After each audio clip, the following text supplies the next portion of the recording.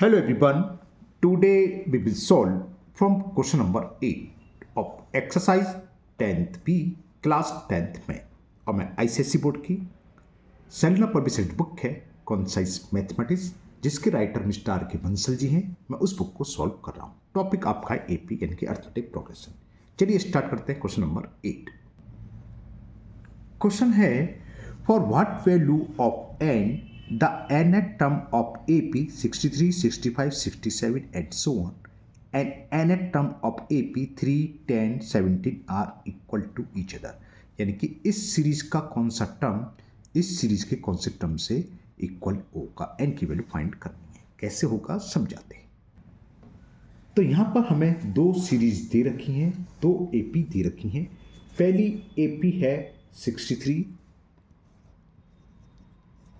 65, दो बढ़ रहे हैं तो समझ आ गया। नेक्स्ट होगा 67 एंड सो ऑन।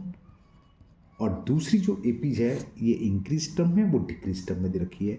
नहीं, वो भी इंक्रीज है, सॉरी 3, 10, 70। तो n की वैल्यू निकाली है। कंडीशन क्या है? nth term of first AP equal दे रखा है nth term of second AP। तो चलिए थोड़ा डिटेल में कर देते हैं। फॉर फर्स्ट AP के लिए A की वैल्यू क्या है? फर्स्ट टर्म कितना है इसका? 63। D क्या होगा? 65 माइनस 63। D ऐसे निकालते हैं A2 माइनस A1, तो कितना आ जाएगा? D की वैल्यू आ गई 2। तो nth टर्म हमने मान लिया इसका A है ना, तो AN इक्वल टू क्या होगा? A plus n minus 1 into D। इसी तरह सेकंड AC के लिए निकाल लो। AC बोल के शायद में AP फॉर सेकंड AP। जो दूसरी AP है उसके लिए फर्स्ट टर्म कितना है? A की वैल्यू 3 है और कॉमन डिफरेंस कितना है? 10 माइनस 3, तो 7 आ गया। इसका nth टर्म को मैंने AN डैश से रिप्रेजेंट कर दिया। हाँ, इसको AN से भी कर सकते, दोनों की वैल्यू सेम है, लेकिन हमने पता रहा कि फर्स्ट टर्म का AN और सेकंड का AN डैश है। तो वैल्यू लगा दो A plus n minus 1 into D। Clear? तो अकॉर्डिंग टू क्वेश्चन क्या गिवन है? AN इक्वल लिखा है AN डैश के। AN की वैल्यू क्या है? फर्स्ट टर्म का था AN दे रहा 63 plus n minus 1 into D, और ये क्या है? 3 प्लस n। अच्छा, D की वैल्यू तो मैंने लगाई नहीं है ना। चलिए यहाँ लिख देंगे अभी, है ना, ये D और ये D डैश मान लो उसको, ठीक है, क्योंकि मैंने यहाँ लिखना भूल गया तो अब यहाँ लिख दूंगा। AN की वैल्यू है 63 plus n minus 1 into D equal 3 plus n minus 1 into D dash. D की वैल्यू लगाना भूल गया था, तब यहाँ लिख देंगे। तो 3 को तो लिया है 63 माइनस 3 प्लस n माइनस 1 और D डैश। और D की वैल्यू क्या है? पहले AP के लिए D 7 और इसको सॉरी ये फर्स्ट सेकंड है D डैश, और फर्स्ट के लिए D था, D है 2, तो D की वैल्यू 2, तो इंटू 2। 3 प्लस 3 तो ले गए, सॉरी, तो ये बचा n माइनस 1 और D डैश की वैल्यू कितनी थी? दूसरे AP की कॉमन डिफरेंस था 7। 63 में से 3 गया तो 60 बचा। 2 का अंदर मल्टीप्लाई कर दिया 2n माइनस 2, 7 का मल्टीप्लाई करा 7n माइनस 7, तो 62 में से 2 सब्ट्रैक्ट करेंगे 58 बचेगा, और ये माइनस 7 लेफ्ट से राइट में आएगा तो प्लस का 7, और ये 7n और प्लस 2n यहाँ से लेफ्ट से राइट जाएगा तो माइनस का 2n। ये कितना हो गया? 65 इट्स इक्वल 7 में से 2 गया 5n, तो n की वैल्यू क्या हो जाएगी? 65/5, तो n बराबर आ गया 30। ये पूछा था find the value of n, या n के किस वैल्यू के लिए इन दोनों AP का nth टर्म इक्वल होगा। तो आंसर कितना हो गया? किस वैल्यू के लिए? 13 वैल्यू के लिए, यानी कि n की वैल्यू 13 होगी। चलिए लेते हैं नेक्स्ट क्वेश्चन नंबर 9। क्वेश्चन 9 है determine the AP whose third term is 16 and 7 term exceed the 15 term by 12। कैसे होगा बताते हैं, समझाते हैं। देखिए, मैंने कल भी आपको बताया था ये कोई नीड नहीं है, क्योंकि सारे क्वेश्चन लिखेंगे आप एग्जाम में तो एक या दो ही क्वेश्चन होंगे, तो आप लिखना। लेट फर्स्ट टर्म, कभी कभी याद है तो लिख देता हूँ, let first term of AP is A and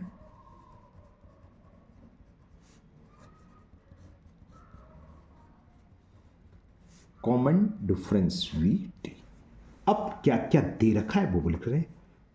whose third term is 16, यानी कि हमें A3 की वैल्यू देखी है 60 के, और हमें मालूम है थर्ड टर्म क्या होता है, किसके बराबर होता है, A+2D। तो A+2D की वैल्यू दे रखी है 16। फर्स्ट कंडीशन तो इधर की थी।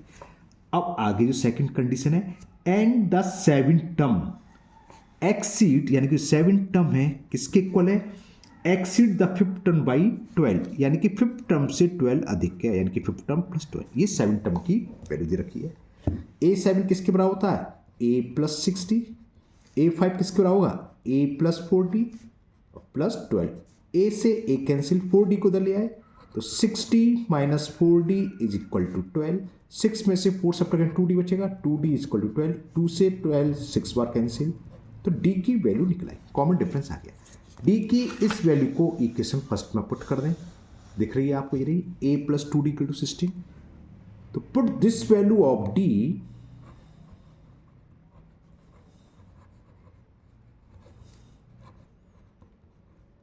in equation first, we get A+2D, देखा A+2D = 16, तो A+2 × D 6 की वैल्यू 6 है = 16।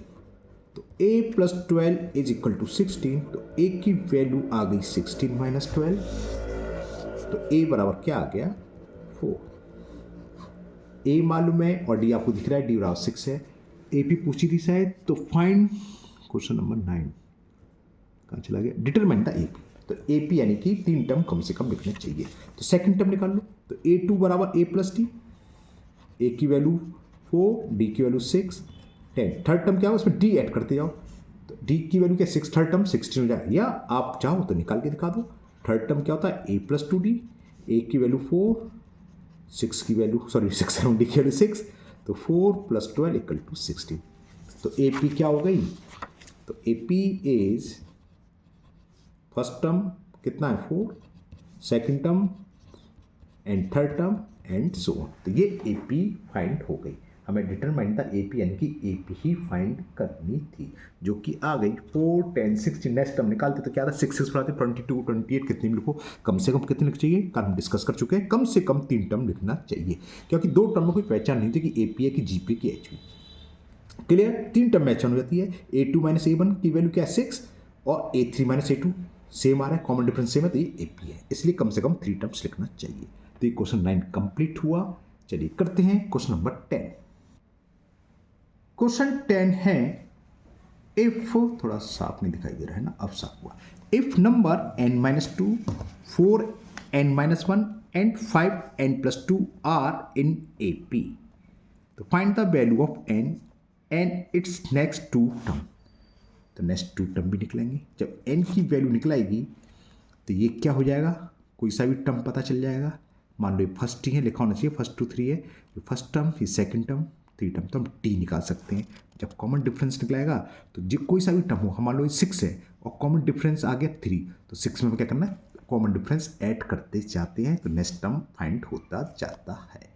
और ये AP में है तो वही इन दोनों का कॉमन डिफरेंस, यानी कि कोई सा भी टर्म हो उसमें से प्रीवियस टर्म को सेपरेट कर दें, बराबर होता है इन दोनों का डिफरेंस, मतलब वही A2 - A1 = A3 - A2। इसका मतलब ये नहीं कि सेकंड टर्म में ये नहीं देखा है, if number this are in AP, ये AP में है, उस AP के कोई से भी टर्म हो सकते हैं, 3, 4, 5, 6, 7, 8 कुछ भी हो सकते हैं ना। चलिए करते हैं, तो चलिए करते हैं, स्टार्ट करते हैं 10 को। हमें क्या क्या दे रखा था कि n-2,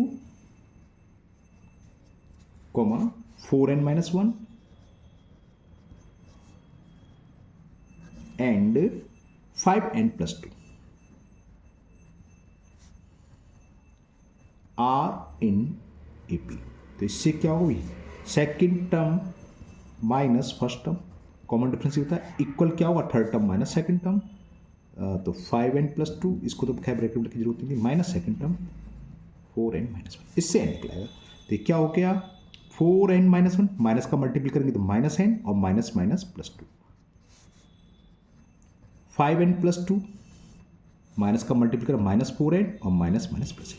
4n में से n सब्ट्रैक्ट करेंगे 3n और 2 में से बन गया तो प्लस का 1 बचेगा। 5n में से n सब्ट्रैक्ट करा तो खाली n बचेगा, 2 + 1 3। क्लियर? तो क्या करें, n की वैल्यू, n को राइट से लेफ्ट में ले आए तो ये 3n -n और 1 को ले गए लेफ्ट से राइट में तो माइनस का 1। 3n में से n गया 2n और 3 में से 1 गया 2, तो 2 से 2 कट गया 1 बार। तो n की वैल्यू पूछी थी तो n की वैल्यू तो आ गई 1। अब इसमें नेक्स्ट 2 टर्म और पूछे हैं।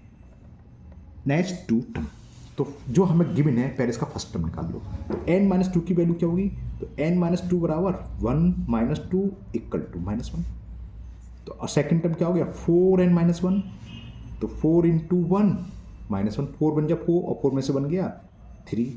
थर्ड टर्म क्या है 5n+2 की वैल्यू क्या होगी, 5n+2 = 5 × 1 + 2, 5 बन गया 5 और 2 7। तो ये AP में हो गई, यानी कि -1 3 7 and so on are in AP। तो कॉमन डिफरेंस क्या होगा इसमें, D की वैल्यू क्या होगी, 3 माइनस करेंगे तो माइनस प्लस, या 7 - 3 तो कॉमन डिफरेंस हो गया 4। तो नेक्स्ट 2 टर्म निकालने हो तो क्या करते हैं, कॉमन डिफरेंस को ऐड कर देते हैं। तो 7 में 4 को ऐड करोगे 11 हो गया, या मान लो ये फर्स्ट सेकंड टर्म है तो फोर्थ टर्म क्या होगा a + 3d। चलो ऐसे निकाल देते हैं जैसे आपसे। फोर्थ टर्म क्या होगा, नेक्स्ट 2 टर्म पूछे ना, a की वैल्यू ये है +3 × d की वैल्यू 4, तो -1 + 12 और 12 में से 1 सब्ट्रैक्ट करा तो 11, और a5 क्या हो गया a + 4d। a की वैल्यू -1, 4 × d की वैल्यू हमने निकाली थी ऊपर 4, तो कितना हो गया -1 + 16 और 16 में से बन गया। तो नेक्स्ट 2 टर्म आ गए हमारे, तो क्या आंसर हो गया, आंसर क्या हो गया, n की वैल्यू तो आई थी 1 और next 2 term is, next 2 terms are 11 and 15। तो ये कंप्लीट हुआ क्वेश्चन 10। लेते हैं नेक्स्ट क्वेश्चन नंबर 11। क्वेश्चन 11 है, determine the value of k for which k² + 4k + 8, 2k² + 3k + 6 and 3k² + 4k + 4 are in B। तो वही है a2 - a1 = a3 - a2 रखना है, उससे k की वैल्यू आ जाएगी। चलिए करते हैं फटाफट।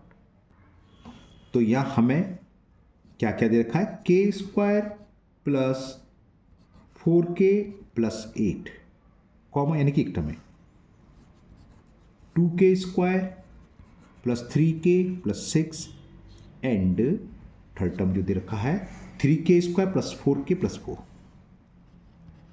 3k² + 4k + 4, ये हमें दे रखे हैं AP में, आर इन AP। तो वही a2 - a1 = a3 - a2। Second term ये है, this implies twice k² + 3k + 6 यानी a2 - a1। फर्स्ट टर्म क्या है k² + 4k + 8 इक्वल क्या होगा a3 - a2। थर्ड टर्म क्या है 3k² + 4k + 4 - a2, यानी कि 2k² + 3k + 6। ठीक है, करें तो ये हो गया 2k² + 3k + 6 माइनस का मल्टीप्लाई करेंगे तो साइन चेंज होंगे, माइनस का k² - 4k - 8, इससे 3k² + 4k + 4 -2k² minus plus minus होगा तो माइनस के 3k और -6। क्लियर, थोड़ा सा और सॉल्व करें।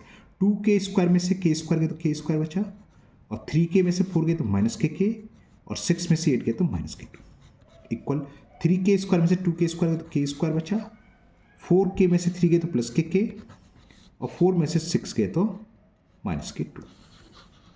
कांस्टेंट एक तरफ और वेरिएबल एक तरफ, या डायरेक्ट कर सकते हो, k² से k² तो काट ही सकते हो, और -2 से -2 कट गए तो k तो 0 आ गई। यहाँ पर कुछ मैंने गलत कर दिया, हाँ k² से k², ये सही है ना, ये मैंने गलत कर दिया, k है ये ना कि k²। तो इस k को या इस k को दले कुछ भी कर लो, k को दले तो -k = 0, तो -k 2k = 0 और -2 से 0 में डिवाइड कर दो 0 आ जाएगा। तो k की वैल्यू पूछी थी, तो k की वैल्यू इस क्वेश्चन में आ गई जी। और ये कंप्लीट हो गया क्वेश्चन 11। ओके, पूरा आपका स्क्रीन पे दिखाई दे रहा है इस वक्त 11। चलिए लेते हैं नेक्स्ट क्वेश्चन नंबर 12। क्वेश्चन 12 है स्टेट ट्रू ऑफ फॉल्स। हमें बताना है कौन सा ट्रू है फॉल्स है। तो स्टेटमेंट देखिए first second. If A B and C are A P then 4a, 4b and 4c are in A P. First part ये ट्रू है, क्यों हमें बताएंगे। Second, a+4 b+4 and c+4 are in P, ये भी true है। क्या होता है, ए पी की एक प्रॉपर्टी होती है, अगर इस टर्म यहाँ ए बी सी ए पी में देखा है तो इनमें सेम संख्या से मल्टीपल कर दें, नॉन जीरो नंबर होना चाहिए, जीरो नहीं होना चाहिए, तो जो रिजल्ट आएगा वो भी ए पी में होता है। जैसे ये क्या था, A B C A P में, और देखो सब में सेम का मल्टीप्लायर है, 4a 4b 4c, तो ये ए पी में होंगे, ट्रू है। या सेम संख्या को ऐड कर दें या सेम संख्या से डिवाइड कर दें, नॉन जीरो, जीरो नहीं हो, और सेम संख्या को सबट्रैक्ट कर दें, तो वो भी ए पी में होते हैं। क्लियर ना। अब समझाते हैं, सेम आ रहा है नहीं आ रहा बताते हैं आपको। तो आपको केवल ट्रू फॉल्स लिखना है। तो पहला स्टेटमेंट हो जाएगा ट्रू और सेकंड भी हो जाएगा ट्रू। अब ये ट्रू है कि नहीं चेक करते हैं। हमें दे रखा था A B C are in A P, तो कॉमन डिफरेंस क्या होगा, डी की वैल्यू क्या होगी, बी माइनस ए है ना, या सी माइनस बी होगी। ये b माइनस ए और c minus B equal to क्या हुआ, D. Common difference a2 minus a1 equal to b2 a3 minus a2, और ये बराबर कॉमन डिफरेंस, तो d की वैल्यू ये हुई। अब हमसे कह रहा है कि 4a 4b 4c a में चेक करो कैसे, second term minus fourth term, तो 4b माइनस 4a निकाला, वो मतलब हम a2 माइनस a1 निकाल रहे हैं। इसमें से हमने ले लिया 4 कॉमन, तो क्या बच्चा b माइनस ए, और b माइनस ए की वैल्यू किसके बराबर, डी के, तो ये आ गया 4d। अब हम निकालेंगे a3 माइनस a2, अगर सेम आता है तब तो ए पी में होंगे, यानी कि हम a3 माइनस a2 निकाल लें। a3 की वैल्यू क्या है 4c, और a2 की वैल्यू क्या है 4b, 4 ले लिया कॉमन, और c माइनस बी, और c माइनस बी की वैल्यू किसके बराबर, डी, तो ये आ गया 4d। तो इसका भी कॉमन डिफरेंस 4d है, इसका भी कॉमन डिफरेंस 4d है, तो ए पी में हो गए, क्योंकि इसका डिफरेंस सेम आ रहा है। देखो क्या आ रहा है, 4 से मल्टीपल, यही ए पी की प्रॉपर्टी होती है। अगर हमें कोई सीरीज ए पी में दे रखी है, उसके इस टर्म में सपोज करो 2 ऐड कर दिया, जैसे लास्ट वाले में 2 ऐड कर रहे हैं, शायद 4 ऐड कर रहे हैं, चलो 2 ऐड कर दिया, तो जो नया कॉमन डिफरेंस होगा वो क्या होगा, पुराने कॉमन डिफरेंस जो था उसमें 2 ऐड कर तो वो होगा। या ये सवाल था, पहला कॉमन डिफरेंस कितना आया था, D.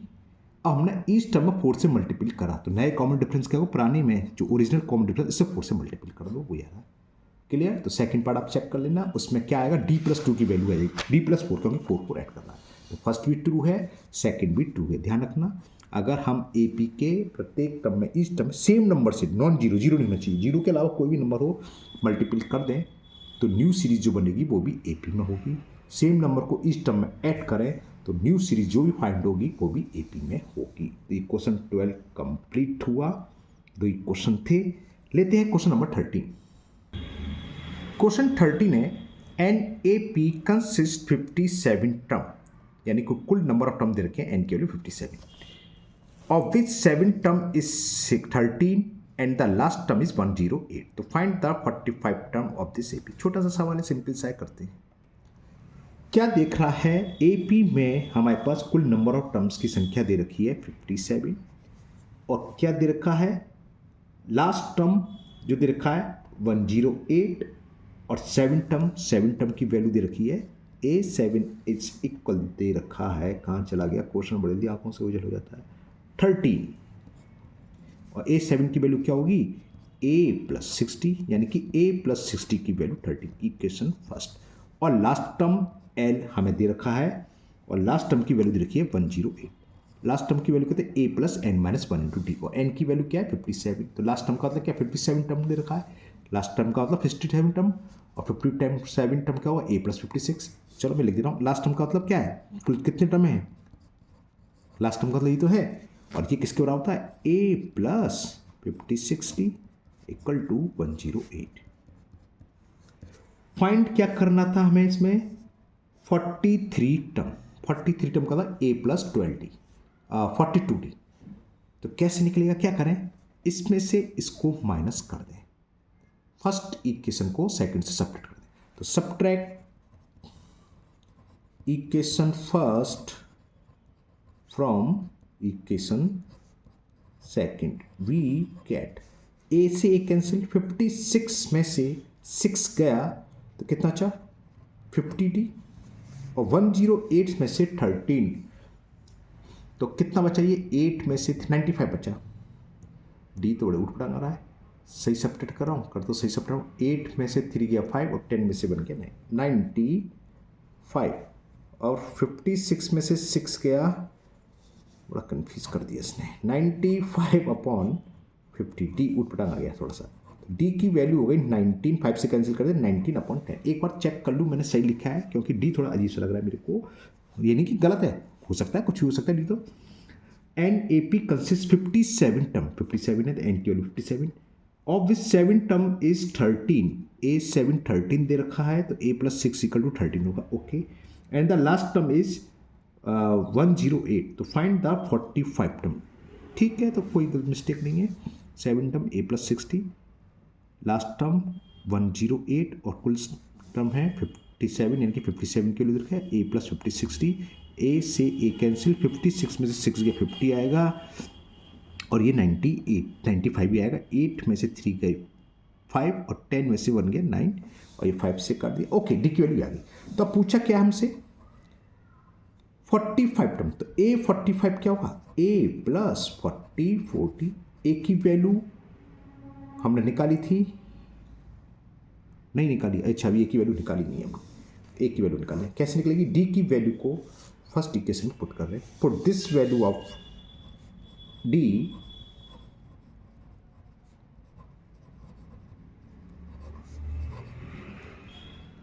In equation 1, we get, first है ए प्लस 60, तो A plus 6 into D, D की वैल्यू 19 अपॉन 10 इक्वल टू 13,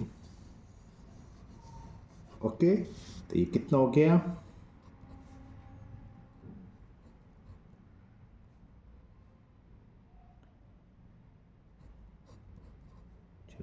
हाँ 114 हुआ था, 19 से जब 140 में तो होता है, ओके 13, तो ए की वैल्यू आ गई 13 माइनस 114 अपॉन 10, 10 एलसीएम, तो 130 माइनस 114, तो ए की वैल्यू आ गई, कितना बचा ये 16 अपॉन 10, इसे कैंसिल नहीं कर रहा क्योंकि डी में भी अपॉन में 10 है। अब जो पूछा है ए 45, तो ए 45 किसके इक्वल होता है, ए प्लस 40, ए की वैल्यू ये रही 16 upon 10 plus 44 into D, D की वैल्यू है 19 अपॉन 10, इससे क्या हुआ 10 एलसीएम आ जाएगा, ये 16 प्लस 19 इंटू 44, 19 चौका 76, 19 चौका 76, 76 और 7 83, ये हो गया। और इसको ऐड करें 6 6 12 कैरी 1, 852 अपॉन 10 और से डिवाइड करेंगे तो 85.2, ये इसकी वैल्यू आ गई। थोड़ा वेट करेंगे, इसका मैं आंसर चेक कर लेता हूँ, थोड़ा ए और डी ऊपर टांगे थे लेकिन ये सही है, ऐसे नहीं मैंने चेक कर ही लिया, चेक करता आंसर। 10B का क्वेश्चन नंबर कौन सा था, 13, 85.2 बिल्कुल सही है, तो 85.2 इज द करेक्ट आंसर। तो 13 क्वेश्चन कंप्लीट हुआ। लेते हैं नेक्स्ट क्वेश्चन नंबर 14। क्वेश्चन 14 है 4 term of an AP is equal to 3 times its first term, यानी कि A4 की वैल्यू दे रखी है 3 इंटू A1 यानी कि 3, and 7 term exist twice the third term by 1, तो find the first term and the common difference. Simple सा है, चलिए करते हैं फटाफट। तो 4 term on an AP is equal to 3 times इस फर्स्ट टर्म, तो फर्स्ट टर्म को A मानते हैं और A4 किसका रखा है 3 times of first term. A4 की वैल्यू क्या होती है, A plus 3D is equal 3A, ठीक है ना, क्लियर। इसको डाल दिया, हाँ, और क्या 3 को डाले हैं तो ये हो जाएगा A minus 3A plus 3D is equal to 0, तो minus 2A plus 3D is equal 0। Equation first. ये इसको ऐसे भी लिख सकते हैं 2A इक्वल टू 3D और A इक्वल टू 3/2D, कैसे भी लिख सकते हो आपकी मर्जी, मैंने ऐसे छोड़ दिया। अब आगे बढ़ते हैं।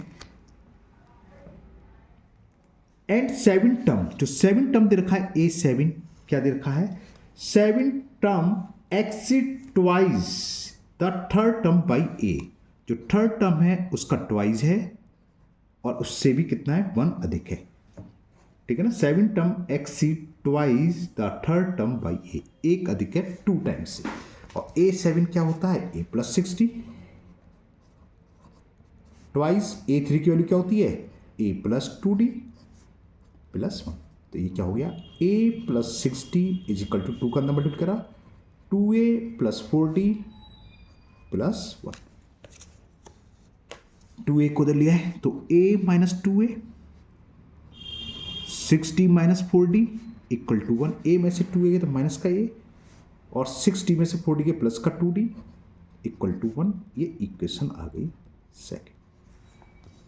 फर्स्ट भी आपको दिखाई दे रही है माइनस 2A और यहाँ A का कोफिशिएंट A है, तो क्या करें सेकंड इसे इक्वेशन में 2 से मल्टीप्लाई कर देंगे, multiply equation 2 multiply equation 2 by 2 we get 2 का करेंगे तो क्या आएगा माइनस 2A, 2 का 2 में करा तो 4D और 2 का 2 में करा तो 2, ये आगे इक्वेशन थर्ड। अब ये कितना है फर्स्ट दिख रही है minus 2A plus 3D equal to 0, या तो इससे माइनस 2A की वैल्यू पुट कर दो माइनस 3D, ऐसे भी कर सकते हो आपकी मर्जी है, या फिर सीधा जो हम जानते हैं कि सेकंड में से फर्स्ट या फर्स्ट में से सेकंड को सब्ट्रैक्ट कर दो, तो मैं थर्ड में से फर्स्ट सब्ट्रैक्ट कर रहा हूँ, दिखाई दे रहा है नहीं दिखाई दे रहा है। सब्ट्रैक्ट इक्वेशन ये मैंने कहा था second fun from third we get, तो देखो माइनस 2A से इसको सब्ट्रैक्ट करेंगे तो माइनस माइनस प्लस हो जाएगा, तो 2A से 2A कैंसिल हो जाएगा, और ये 4D है 4D में से 3D दिख रहा है ना, ये रहा 4D ये रहा। चलो मैं लिख देता हूँ यहाँ पर वही, ये था थर्ड इक्वेशन बिल्कुल देसी की तरह, और फर्स्ट इक्वेशन है minus 2A plus 3D equal to 0, subtract कर रहे हैं कि साइन चेंज होता है पता है, तो ये कैंसिल, और 4D में से 3D गए तो कितना बचा D, और 2 में से 0 गए तो D की वैल्यू तो ये निकल आई। पूछा क्या था इसमें क्वेश्चन नंबर 14 में, find the first term and the common difference, तो कॉमन डिफरेंस D तो निकलाया, तो D की वैल्यू आ गई 2, फर्स्ट टर्म के लिए क्या करें D की वैल्यू को फर्स्ट में पुट कर दो इक्वेशन फर्स्ट में, तो put this value of D in equation number 1, put this value of D in equation first we get equation first क्या है माइनस 2A प्लस 3D और D की वैल्यू क्या है 2 इक्वल टू 0, तो ये हो गया माइनस के 2A plus 6 equal to 0, 2A को उधर ले जाएंगे तो प्लस का हो जाएगा, और 2 से 6 3 बार कैंसिल, तो A की वैल्यू आ गई 3, तो आंसर आ गया फर्स्ट टर्म 3 और कॉमन डिफरेंस हो गया 2। क्लियर, तो फर्स्ट टर्म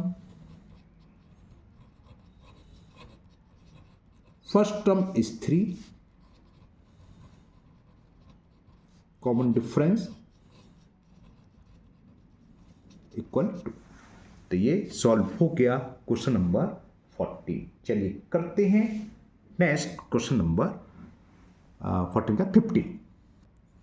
क्वेश्चन 15 है the sum of second term and seventh term of an AP is 30 if its 15th term is 1 less than twice of its 8th term find AP, तो हमें AP find करनी है, कैसे होगा बताते हैं, लिखना चाहें लिख सकते हैं, let the first term and common difference of AP are A and D, तो केस फर्स्ट या अकॉर्डिंग टू फर्स्ट कंडीशन ऐसे लिख लीजिए, केस फर्स्ट या according to first condition. First case क्या दिखा है the sum of second term को रिप्रेजेंट करते हैं A2 से प्लस 7 टर्म, सम का था प्लस, तो सेकंड टर्म और सेवेंथ टर्म का सम दे रखा है हमें AP is 30, ये इक्वल दे रखा है 30, तो A2 का फॉर्मूला क्या होता है A प्लस D, और सेवेंथ टर्म क्या होता है A प्लस 60, ये हमें दे रखा है 30, तो A 2A और 6D ऑफ D कितना हो गया 7D इज इक्वल 30, तो फर्स्ट केस से एक इक्वेशन बन गई।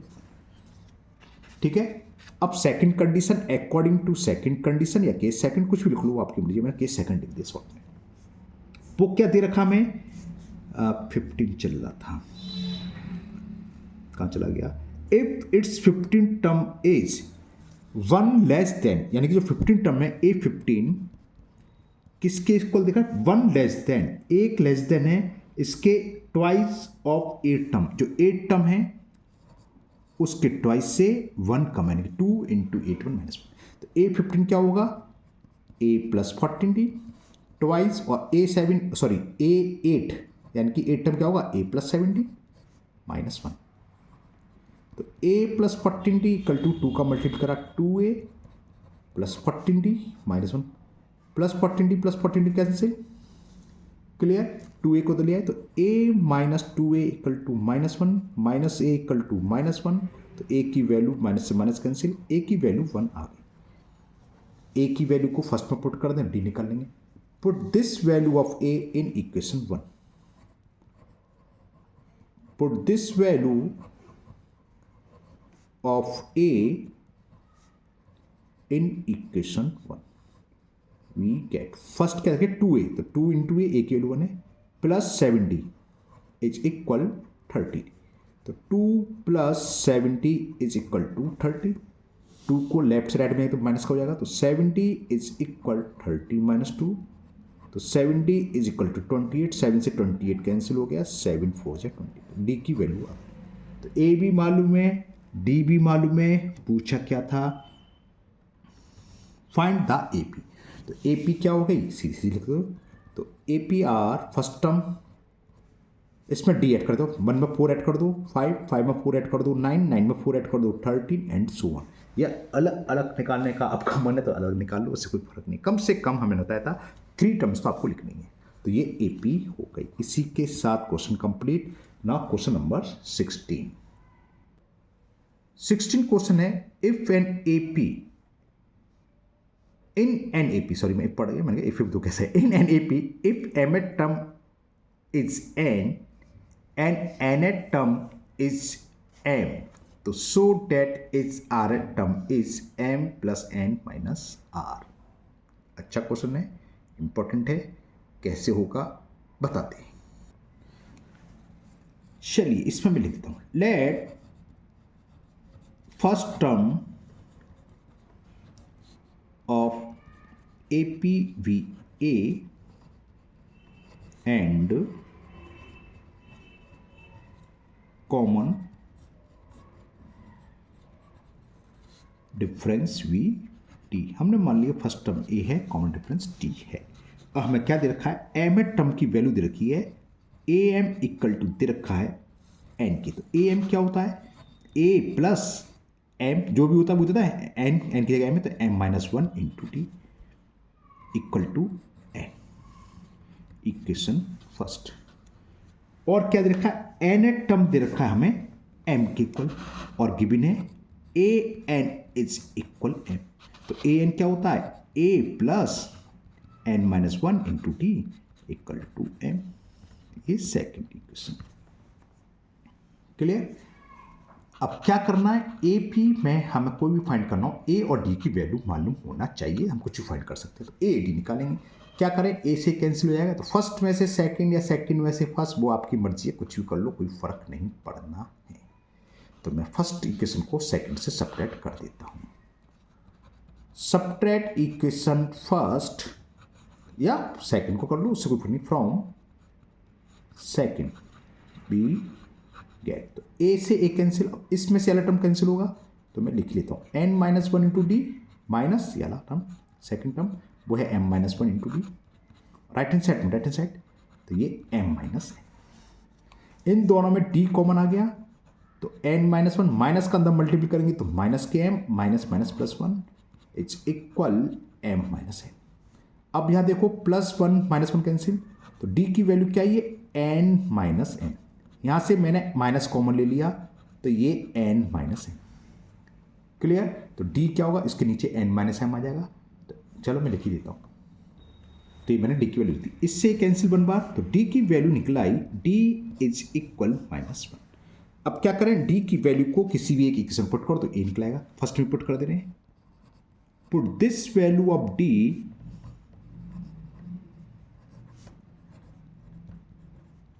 इन equation first we get, first equation है a प्लस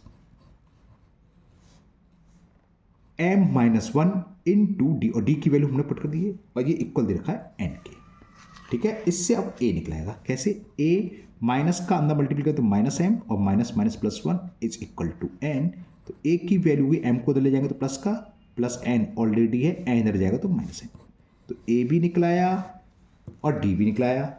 क्या शो करना था, आर एट टर्म, तो आर एट टर्म निकाल लो, जो शो करना था वो ऑटोमेटिक आ जाएगा। तो ए आर यानी कि आर एट टर्म क्या होगा, फॉर्मूले से a plus n minus n की जगह आ रहा है तो r माइनस 1 इंटू डी, तो बस निकला है, प्रूफ हो जाए कैसे, a की वैल्यू पुट कर दो, ये m plus n minus 1 plus r minus 1 into D, और d की वैल्यू कितनी है माइनस 1, तो m plus n minus 1, minus का अंदर मल्टीप्लाई करें तो माइनस r और माइनस माइनस प्लस 1, प्लस 1 से माइनस 1 कैंसिल, तो a r की वैल्यू क्या आ गई, यही हमें प्रूव करना था कि so that r th term will be m plus n minus r, तो ये आ गया और ये प्रूफ भी हो गया। क्लियर, ये प्रूव करना था कि so that r th term is m plus n minus r। Okay, चलिए करते हैं last question, question number 17। Question 17 है which term of the AP 3, 10, 17 and so on will be 84 more than is 30th term. मान लेंगे nth term 84 more than है 30th term, तो n के लिए निकालें। चलिए करते हैं। तो ये सीरीज दे रखी है, इसमें a की वैल्यू कितनी है 3 और d की वैल्यू कितनी हुई 10 में से 3 गया तो 7। अब जो क्या है हमने मान लिया लेट nth टर्म बी कितना था 84 मोर देन 30th टर्म। इसका मतलब जो an है क्या दे रखा है 30th टर्म से 84 अधिक, यानी कि 13 प्लस 84 या 84 प्लस 813 वो कुछ भी शुरू करते हैं। an का फॉर्मूला लगा दो, क्या होता है a plus n minus 1 into T, a की वैल्यू 3 है तो 3 plus n minus 1 into D की वैल्यू कितनी है 7। 813 क्या होता है a प्लस 12d, तो a की वैल्यू कितनी है 3 प्लस 12 इंटू डी की वैल्यू 7 और प्लस 84। बस हो गया, कितना सिंपल सवाल हो गया। 3 प्लस 7 का मल्टीप्लाई कर दे 7n माइनस 7, इसे भी सॉल्व कर लेते हैं। देखो 3 प्लस 84 तो 87 हो गए और 12 7 जा 84 ये, तो ये कितना हो गया 7n। 3 में से 7 जाएंगे तो माइनस 4 बचेंगे, 7 4 11, 7 प्लस 4 11 कैरी 1 8 8 16 और 1 17। तो 7n की वैल्यू हो गई 171 प्लस 4, तो 7n इज 175, तो n इज 175 अपॉन 7, 7 2 जा 14, 7 5 जा 35, तो n इक्वल टू हो गया 25। तो कौन सा टर्म माना था n टर्म, तो कौन सा टर्म हो गया 25th टर्म हो गया, तो लिखते होगे तो 25th term will B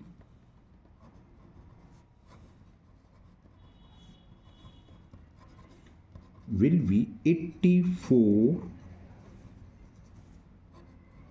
more than 30th ही था ना 30th टर्म। ओके, तो ये एक्सरसाइज कंप्लीट हुई और मुझे उम्मीद है आपको सभी सवाल बहुत अच्छे से समझ भी आ गए होंगे। फिर भी अगर आपको किसी क्वेश्चन में अभी भी डाउट है तो आप कमेंट बॉक्स में कमेंट करें, मैं उस क्वेश्चन पर एक अलग वीडियो बनाकर अपलोड कर दूंगा। अगर आप लोग पहली बार चैनल पर आए हैं तो चैनल को सब्सक्राइब करना ना भूलें, साथ ही साथ बेल आइकन जरूर प्रेस करें, जिससे आगे जो भी वीडियो अपलोड होगी उसका नोटिफिकेशन आपको मिल जाएगा और वो वीडियो आपकी मिस नहीं होगी। इस वीडियो को अपने दोस्तों को भी शेयर करें जिससे वो भी इसका फ़ायदा उठा सकें। फिर मिलते हैं नेक्स्ट वीडियो में। Thank you, have a nice day.